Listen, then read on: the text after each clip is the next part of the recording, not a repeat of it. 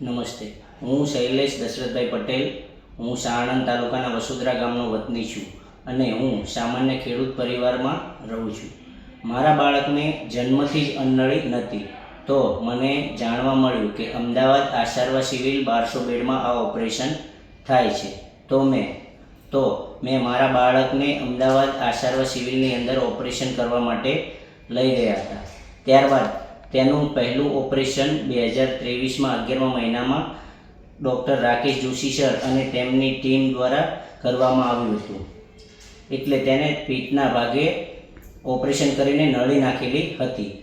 ત્યાંથી અમે પાણી અને લિક્વિડ તથા જ્યુસ કરીને આપતા હતા.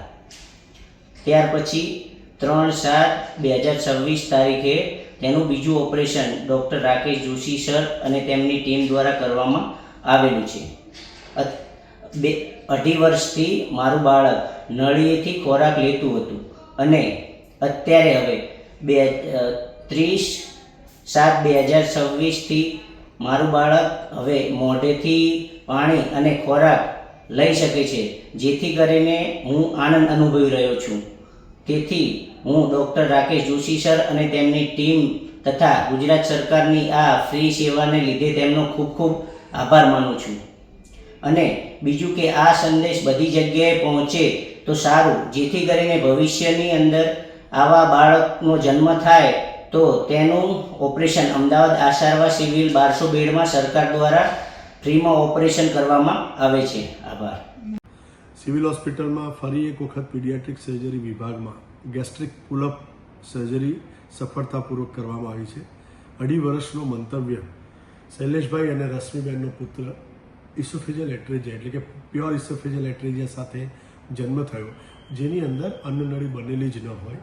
એટલે તાત્કાલિક જન્મના બીજા દિવસે એને ગળામાં કાણું કર્યું, જેને ઇસોફેગોસ્ટોમી કહેવાય, અને હોજરીમાં નળી મૂકી દીધી, જેને ગેસ્ટ્રોસ્ટોમી કહેવાય. અને 2.5 વર્ષ સુધી રશ્મિબેને એમના પુત્રનું વજન વધે અને એની સારી હેલ્થ મેન્ટેન થાય અને ઓપરેશન માટે જે જરૂરી વજન જોઈએ એ કરવા માટે રાત દિવસ જોયા સિવાય દર 2 કલાકે ફીડિંગ આપી અને બાળકને ઓપરેશન સુધી લઈ આવ્યા, જેનું ઓપરેશન 3 જુલાઈએ કરવામાં આવ્યું.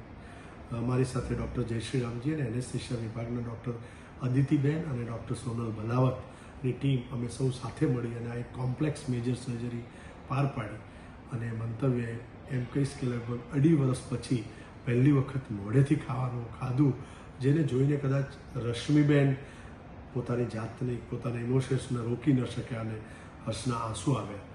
આવા કોઈપણ પ્રકારના કોમ્પ્લેક્સ સર્જરીવાળા બાળકો હોય તો એ જો સિવિલમાં આવશે તો એમને નિઃશુલ્ક સારવાર પણ મળશે અને આઉટકમ પણ ઘણો સારો આપણે એમને આપી શકીએ છીએ. જે અત્યારની એમ કહેવાય ને કે એક્સપર્ટ સર્જિકલ ટીમ સાથે એક્સપર્ટ એનેસ્થેટિસ્ટ સાથે મળી અને આવા કોમ્પ્લેક્સ સર્જરી આપણે કરી શકતા હોઈએ છીએ. 3 થી 4 હજારે એક બાળકને જેને ઇસોફેજિયલ એટ્રેજિયાની તકલીફ હોય છે, પરંતુ એમાંથી માત્ર 10% લોકોને પ્યોર ઇસોફેજિયલ એટ્રેજિયા હોય છે. એટલે કહીશું ને કે 25 થી 40 હજારમાં એક બાળકને આવી પ્યોર ઇસોફેજિયલ એટ્રેજિયાની તકલીફ હોય છે. અને જ્યારે એને ગેસ્ટ્રોસ્ટોમી કરી અને જ્યાં સુધી બાળક બેસતું ન થાય, પ્રોપર વજન ન થાય, ત્યાં સુધી આ મેજર ગેસ્ટ્રિક પુલઅપ સર્જરી કરી શકતા નથી.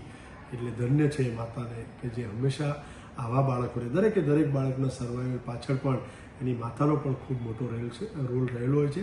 જેવી રીતે ટીમ કામ કરે છે એવી જ રીતે પેરેન્ટ્સ પણ સતત એના ઉપર ધ્યાન રાખી અને ઓપરેશન સુધી લાવે અને જ્યારે સફળતાપૂર્વક એ પાર કરવામાં આવે છે ત્યારે સ્વાભાવિક છે કે ડૉક્ટર સાથે પેરેન્ટ્સ પણ એટલા જ આનંદની લાગણી અનુભવતા હોય છે. અને મંતવ્યને અમે એકદમ સારી પરિસ્થિતિમાં હસ્તે મોઢેથી ખાતો કરી અને ઘરે મોકલી દીધો છે.